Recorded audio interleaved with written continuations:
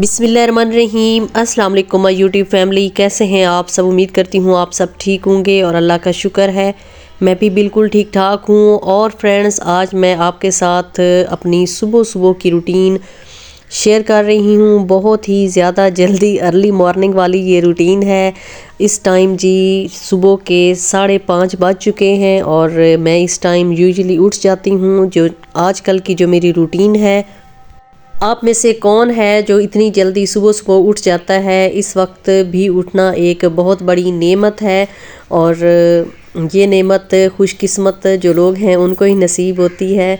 और लेट सुबह देर तक सोना भी कोई अच्छी आदत नहीं है। मेरी भी वैसे रूटीन थोड़ी चेंज हो जाती है, जैसे ही ड्यूटी की रूटीन चेंज हो जाती है तो मेरी भी चेंज हो जाती है।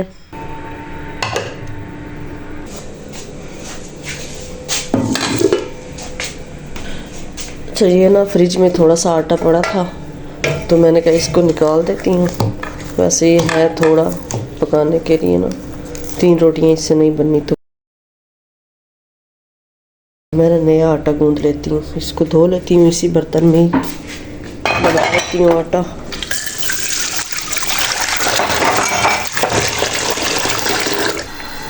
काफ़ी ज़्यादा ठंड है तो मैं साथ चूल्हा भी जला देती हूँ और थोड़े से बर्तन पड़े हैं वो धो लेती हूँ, क्योंकि पानी काफ़ी ठंडा होता है।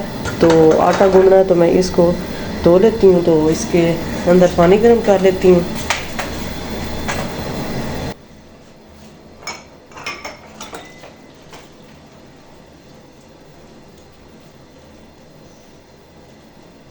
आजकल पानी इतना ठंडा होता है, कसम से इतनी ज़्यादा सर्दी है ना, इतनी जान जाती है ना बर्तन धोने से।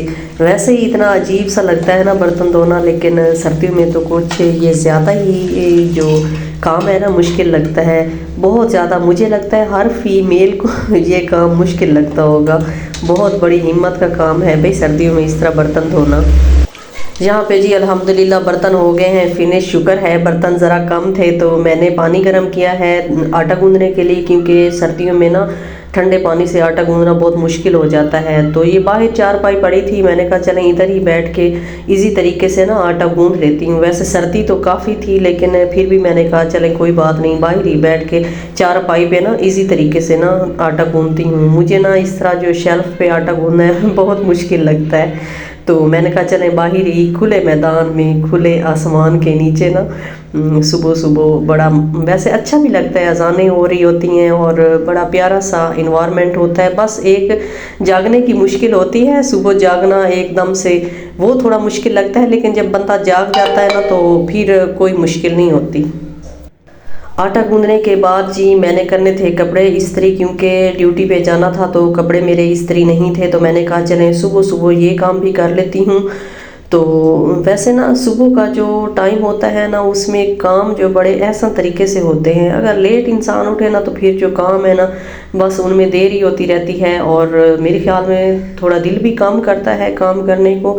तो इस तरह अगर रूटीन बन जाए ना सुबह उठने की तो माशाल्लाह से ये एक बेस्ट रूटीन है। तो जी यहाँ पे मैं कर रही थी अपना सूट इस्त्री और मैंने कहा चले इतने तक जो आटा है वो भी थोड़ा सही हो जाएगा। तो क्योंकि जो फ्रेश आटा होता है उसकी रोटी बनाना बहुत मुश्किल होता है, तो मैंने कहा चलें इस तरह थोड़ा आटे को भी रेस्ट मिल जाएगा तो वो सही हो जाएगा।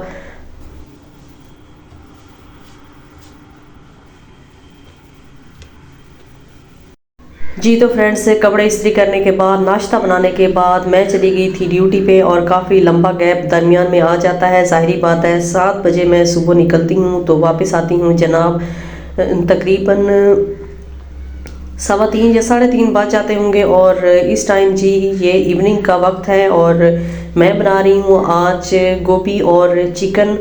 तो मैंने कहा चलें देर तो काफ़ी हो गई थी लेकिन ज़ाहिरी बात है क्या करें, खाना तो बनाना ही होता है। तो जी ये साथ साथ मैं ड्रामा देख रही थी, मैन ड्रामा, जो कि आजकल बहुत ज़्यादा देखा जा रहा है और बड़ी अच्छी स्टोरी है इस ड्रामे की ना।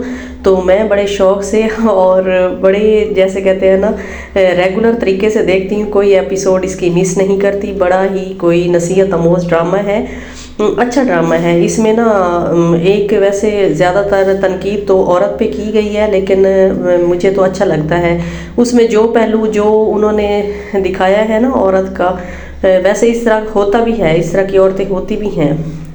तो जी अना जो है ना ये सब कुछ बर्बाद कर देती है। इसमें भी जो अना है ना उसके जो बुरे असरात हैं वो दिखाए गए हैं। खैर ड्रामे की बात को अभी इधर ही छोड़ते हैं, तो जनाब फिर से स्टार्ट करते हैं, रेसिपी की तरफ आते हैं।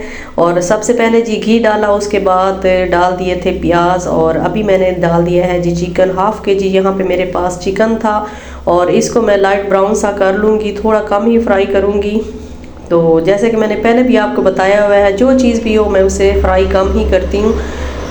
साथ ही डाल दिया है 2 चाय के चम्मच अदरक लहसुन का पेस्ट, और इसको भी लाइट ब्राउन सा कर लेते हैं। और इसके बाद जाएंगी सुर्ख मिर्चें, दड़ा मिर्च और पिसी हुई दोनों मिर्चें मैं इस्तेमाल करती हूँ, लेकिन मैं हाफ चम्मच ही यूज़ कर रही हूँ, क्योंकि आजकल जो सब्ज़ मिर्चें आ रही हैं ना, वैसे मेरा जो माइंड होता था ना कि मैं समझती थी कि जो गर्मियों में सब्ज़ मिर्चें होती हैं उनका वो ज़्यादा कड़वी होती हैं, लेकिन आजकल पता नहीं क्या है, मैं तो जो भी सालन बनाती हूँ ना उसमें मिर्चें ज़्यादा हो जाती हैं।